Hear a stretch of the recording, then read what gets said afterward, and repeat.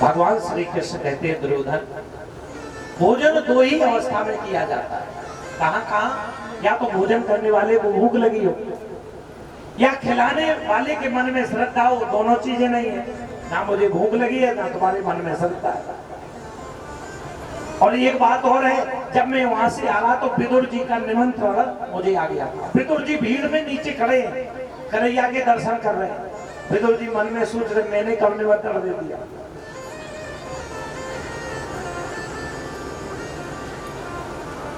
विदुर जी जानते हैं कि कन्हैया आएंगे जरूर। विदुर जी बाजार चले गए।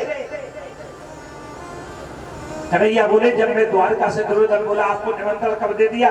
बोले जब द्वारका से आ रहा था तो विदुर जी का पत्र गया था कि आप आना तो भोजन हमारे यहाँ। दुर्योधन हंसा, उसके यहाँ क्या मिलेगा आपको? जंगल में रहता है।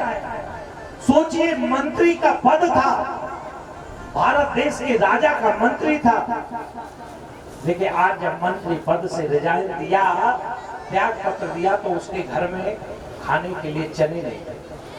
और आज के मंत्री थोड़ा सा गौर करें, आज अगर मंत्री बन जाता है व्यक्ति तो 7 पीढ़ी के लिए जायदाद हो जाता है। और हम अंधे बने, पार्टी के फेरे में पड़ गए, ये हमारी पार्टी है, कौन किसकी पार्टी, सब स्वार्थ है।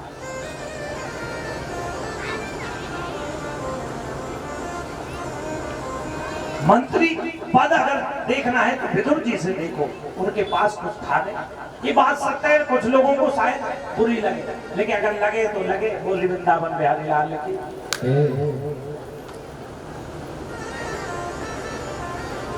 भगवान कन्हैया ने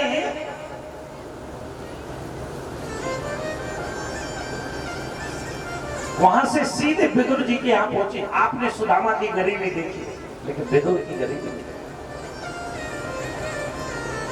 विदुर जी का हाल सुदामा से कम नहीं। उनकी पत्नी जिस साड़ी को पहनती थी वही एक साड़ी थी, उसी को आधा गीला कर लेती थी, आधे सूखे को पहन लेती, जब सूख जाती थी उसको भी पहनती। जंगल में रहते, एक टूटी हुई झोपड़ी थी।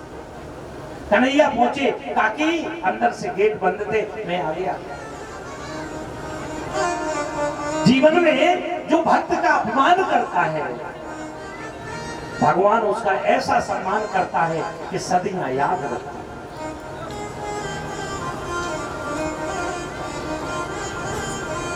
तुमने राज्य से निकाला है ना,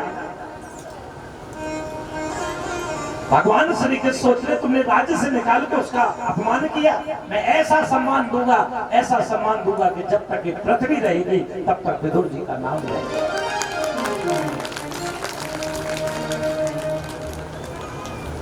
विदुर जी के घर पहुंचे, काकी ने गेट खोला, स्नान कर रही थी, आधी साड़ी गीली, आधी के सामने खड़ी हो गई। सामने देखा कन्हैया,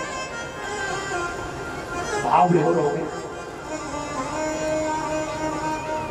जिसको जीवन में चाहा वो सामने, जिसको जीवन भर पूजा की वो हमारे सामने। हाथ पकड़ा, कहां बिठाए? बिठाने के लिए जगह नहीं, भाव विभोर हो गई। कहीं इधर ले जाए, कहीं इधर ले जाए। एक छोटा सा लकड़ी का पीड़ा रखा था, उसमें बिठा। भगवान भी बड़े खुश थे, ताकि भूख लगी। 56 प्रकार के व्यंजन छोड़ दिए, लेकिन यहाँ आई तो करे काकी भूख लगी।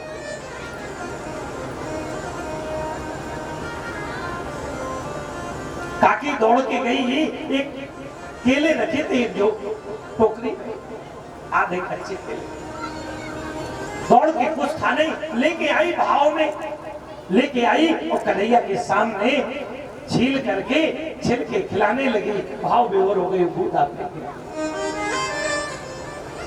कन्हैया भी उसके भाव में इतने पागल हो गए, इतने मनमस्त हो गए कि छिलके खाने लगे और बूढ़े का ध्यान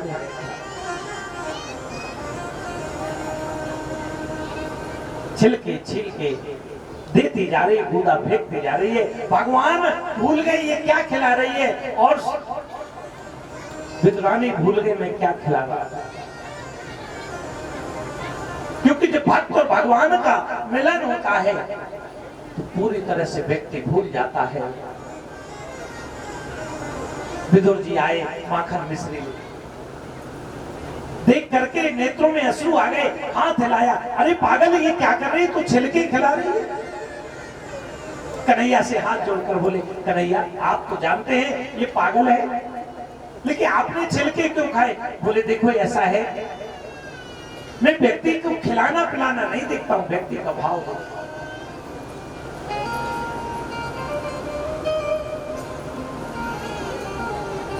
मैं व्यक्ति का भाव देखता हूं, भाव का भूखा हूं मैं और भाव ही एक सार है, भाव से मुझको भजो तो भाव से बेड़ा